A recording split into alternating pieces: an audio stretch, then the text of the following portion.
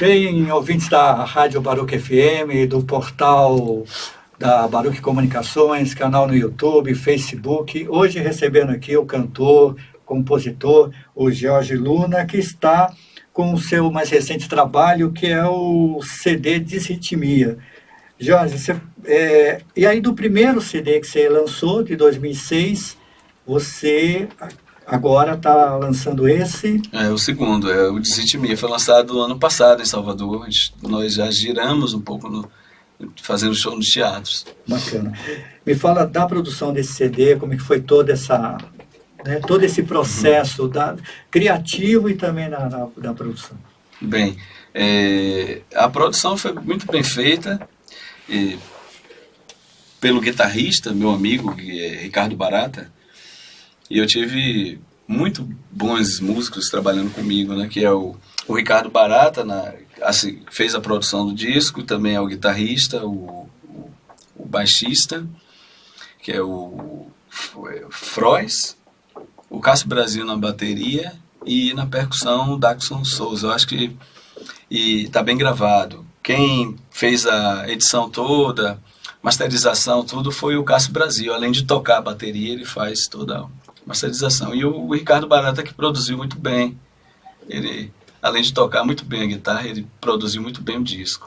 Vocês gravaram onde? Esse estúdio é o estúdio do Cássio Brasil, que é um estúdio bem caseiro, né? O Estúdio Classic, se eu não me engano o nome. Mas é um estúdio caseiro. O legal é que hoje, com o advento da toda a tecnologia, isso pode ser proporcionado. A gente gravar um trabalho todo caseiro. Isso é legal, né? Essa autonomia que hoje o artista tem, e você é um artista independente, eu acho que para o artista é fundamental que você possa hoje produzir e executar o seu próprio trabalho, né? Com certeza. No seu espaço. Bem, hoje recebendo aqui o Jorge Luna, cantor, compositor aqui na Baruch. Jorge, o teu trabalho também, eu percebi que existe uma preocupação também social, né? Na tua poesia, né? E você Sim. lidar e tratar de alguns temas, né? Eu gostaria que você falasse dessa tua... Mas tem alguma que você seja específico? Não, no geral, que você trata de temas importantes hoje em dia, como... até porque hoje a gente vive um momento muito complicado no nosso país, na nossa sociedade, com né? certeza. Essa questão do radicalismo, da intolerância, né? Do preconceito, de você gostar do azul e eu gostar do vermelho, e por isso a gente ser inimigos mortais, quer dizer... Sim. Isso você traz um pouco também no... Traz, sim. Eu acho que a gente, com a produção bem feita, do Ricardo Barata, nós fizemos os arranjos também do disco. O arranjo das músicas são meus e dele, né? Nós fizemos arranjos junto. As músicas são todas minhas, as letras também. E tem uma preocupação social, sim. Se você ouvir nos Severinos, é uma música que eu me remeto às questões da terra, das dificuldades, da seca, desse povo que vive com dificuldade. Mas também, se for a Híbrido, que é uma música experimental que está aí, também eu falo um pouco da política, né? A política, a morte, andam travestidas de existências, lançam epitáfios em fés cegas, riem silenciosas, arcaicas e certas. Eu acho que a gente tem um problema social muito grande no país, e regiões que são piores, né? E que isso se deve também a um fato da má política. Então eu tenho uma preocupação social. O Desritmia é uma arte engajada.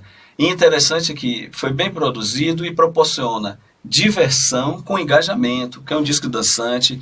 Tanto que eu não gravei, eu só toco violão, mas eu nem gravei violão. Eu quis a pegada da guitarra mesmo, para poder dar uma sonoridade de guitarra e se aproximar um pouco do rock and roll.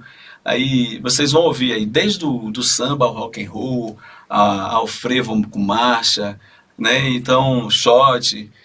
Eu acho que e isso divertindo e tocando nesses problemas sociais que nós temos. Agora há pouco, no nosso bate-papo antes daqui, eu lembro que você falou em relação à cultura. Sim.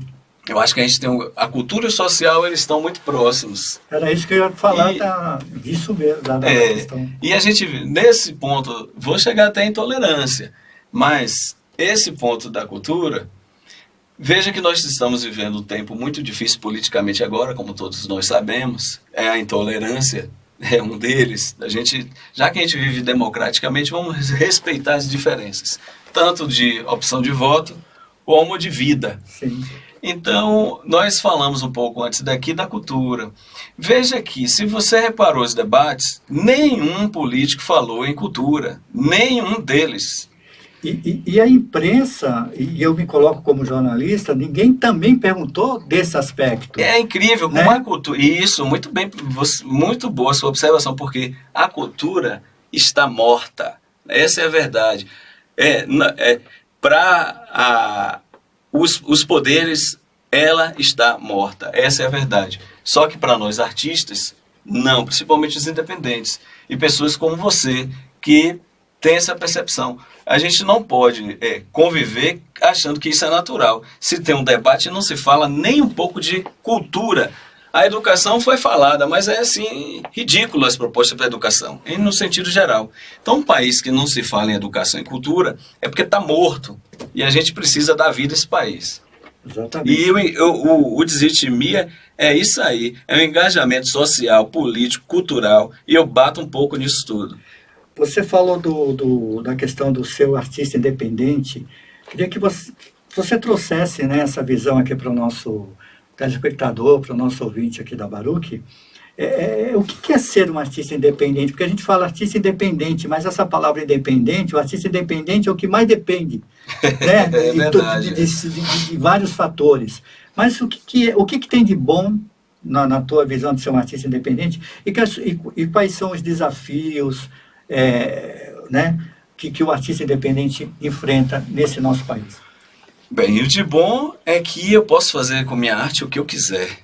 Ninguém vai colocar o dedo, né? Mas nós temos muitos problemas com a arte independente porque precisamos de estrutura. Aí essa estrutura vem do poder maior. Aí eu acho que a gente precisa de políticas públicas que possam abarcar e dar essa estrutura aos artistas independentes. Não se pode artista independente apenas depender de editais. O edital ele é importante, mas tem que ter um outro caminho para que possa dar essa estrutura ao artista independente. Por outro lado, a gente disputa com toda a comercialização também, que nós conversamos um pouco antes. Sim. Dessa comercialização da música popular brasileira, uma música mundial, vamos falar assim. Outro dia me perguntaram sobre isso, e eu fui até a produção hollywoodiana para poder dizer o que desde lá a gente sofre com o show business, né? Porque se criou em Hollywood toda essa grandeza de produção do show business, com Elvis, por exemplo. Até chegar aqui para a nossa música, isso já no passado a gente tinha o quê? O Roberto Carlos. Era o popstar maior desse país, não é? Então, eu acho que nós pegamos essa forma aqui, os produtores do show business, e isso não tem com isso não tem uma forma de dar força ao independente, porque a gente disputa com essa estrutura que foi criada do show business e falta essa política pública que possa dar uma força, vamos dizer assim, se é que é essa palavra, ao artista independente. Então a gente disputa toda essa forma que veio da grande música americana para o Brasil e daí esse crescimento do show business e nós, artistas independentes, sofremos com isso. Porque se só quer se vender, o que se tem, logo o que se obtém, um retorno imediato. Então, não que não haja, eu nunca critico. Outro dia também estávamos falando em relação aos ritmos. O problema não são os ritmos. Eu quero vender minha arte. ela tem que ser comercializada porque eu preciso sobreviver. Não é nada contra isso. É a forma de como se comercializa a arte. Então, esses que detêm, esses grandes produtores, com esses grandes show business, e junto com o poder governamental, que não tenta solucionar, então a gente sofre. Ficamos à mercê, mais ou menos assim. E dependendo dos editais, que muitas vezes podem não ser satisfatórios para a gente, né? Bacana. É muito complexo. Eu acho que a gente teria muita coisa para discutir aqui. Exatamente. Mas é um assunto muito complexo. Veja a Lei Rouanet, como é que ela é dividida o bolo, né? Tem que existir? Tem. Mas vamos ver se a gente divide esse bolo mais legal, né? Possível. E a própria Lei Rouanet, o pessoal fala, às vezes, sem conhecer muito o processo da lei. É verdade. Né? As pessoas. E eu acho que isso também parte dos canais de comunicação, no sentido de falar para as pessoas o que realmente é a Lei Rouanet, o que significa. Que as pessoas que não entendem acham que a Lei Rouanet vai lá, você pega o dinheiro e faz. Não é assim. Não né? é muito, não é bem assim. Não é bem assim.